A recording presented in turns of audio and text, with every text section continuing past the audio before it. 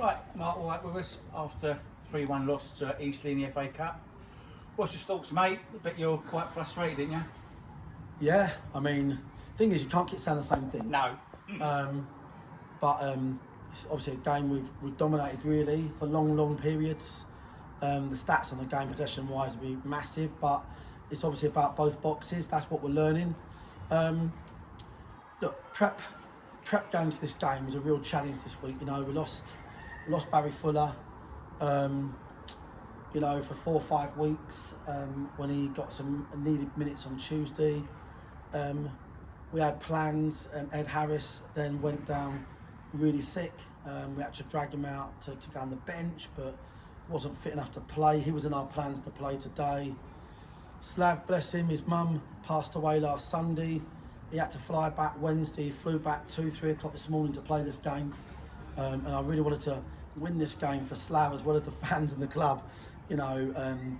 And so going into the game, the prep, you know, Thursday night was missing play. The prep weren't amazing, but, you know, we went to a back four today.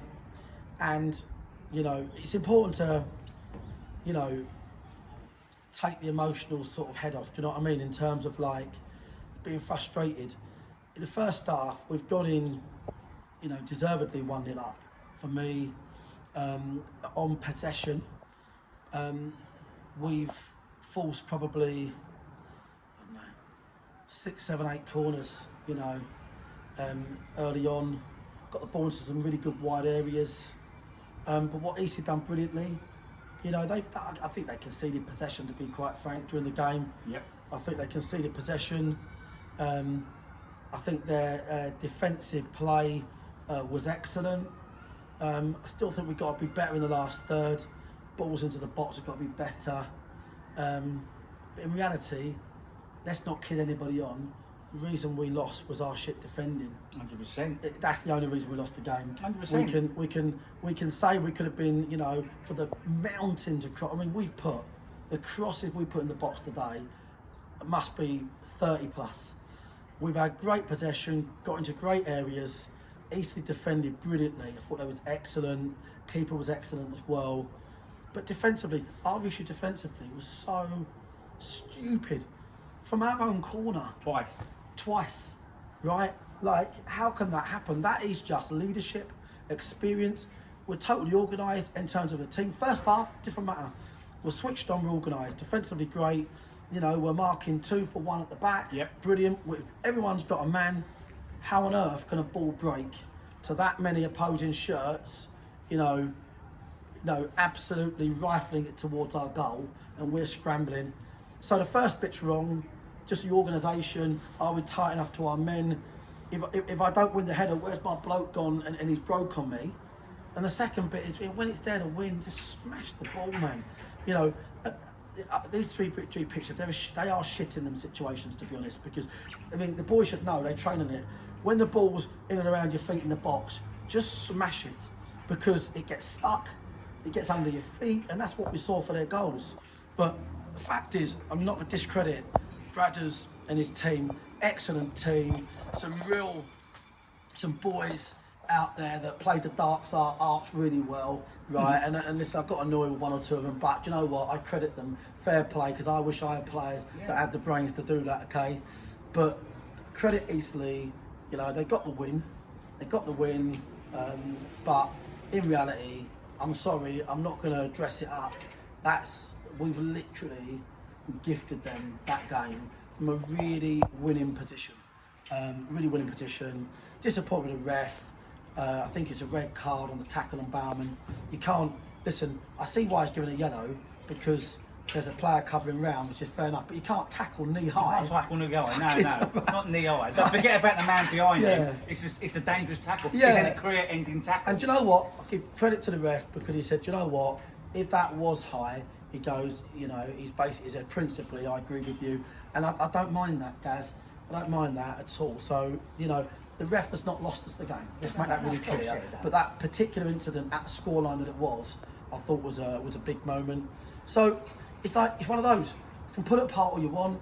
Loads of possession. Were we good enough in the last third? All that, blah, blah, blah. Loads of dead balls. Were they good enough? Probably not.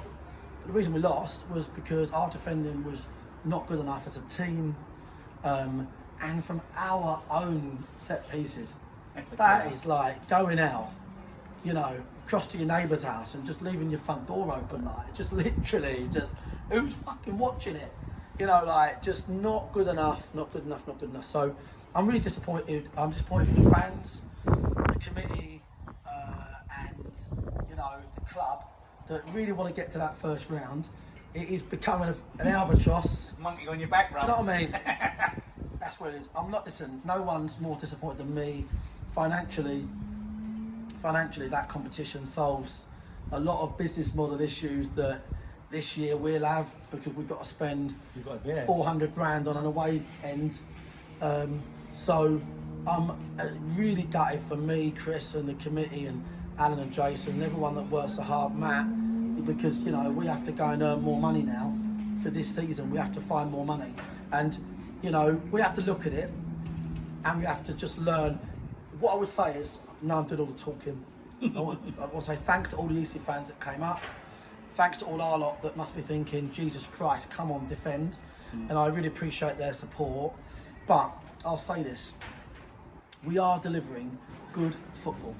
We are outplaying a lot of teams, and the common theme that I'm noticing is that, because today obviously we played a team in our division, is that similar to other years when we've gone into higher divisions, we're having these sharp learning curves. And I'm not scared at all, I'm not bothered about it one bit, because we've got stats in our favour that if we can just fix certain areas, it'll be great for us, it'll be really good for us. And what we're going to do in the management team is really work on them explicit areas that are the difference in games, because we've got the second highest possession in the National League. Yep. That's one hell of a stat.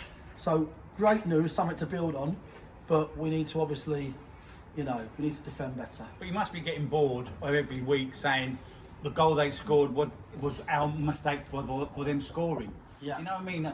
It's every week it's getting like that, isn't it, a little bit now? Yeah, it is boring, 100%, and you can't excuse it, you know.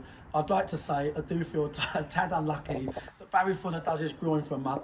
He's only played 3 games this season because he broke his toe. He's our leader. He's probably the guy, and it's easy to say, but it's just the truth. You can't hide away from the truth. He's probably the guy that says, actually, can we be a bit more compact? Can we shuffle over? You know, like, it's that experience. Ed Harris in bed. And I've said the same to them guys as you just said to me. There's no way you can excuse it week in, week out. You know, we've got to defend first. It's not good enough. People will be looking at us thinking, right, listen, just if we can just concede 1 goal today, we'll win the game.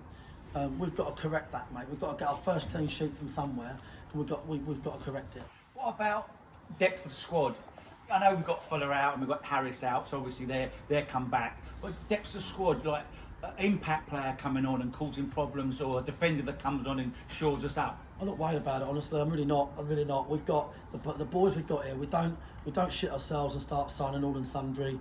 Like, that's not how football works. So we're not gonna win our division this year. You know, we've got to spend. Yeah. You've got to remember, guys. We've got to spend 400 grand on a development to keep the FA happy, and also, to be fair, we want to have a much better setup for the away fans, right? So, you know, my job this year for the club is to make sure that we consolidate in this division, right? We've won 5 games, I think, drawn 2, lost 6. We've got second highest possession. We've had more injuries than shake a stick at, and we're learning, and we're not going to bottle it and start bringing in players left, right, centre. You know, what we're going to do is work at it and do what we do, and then at some point, you know, like we did last year,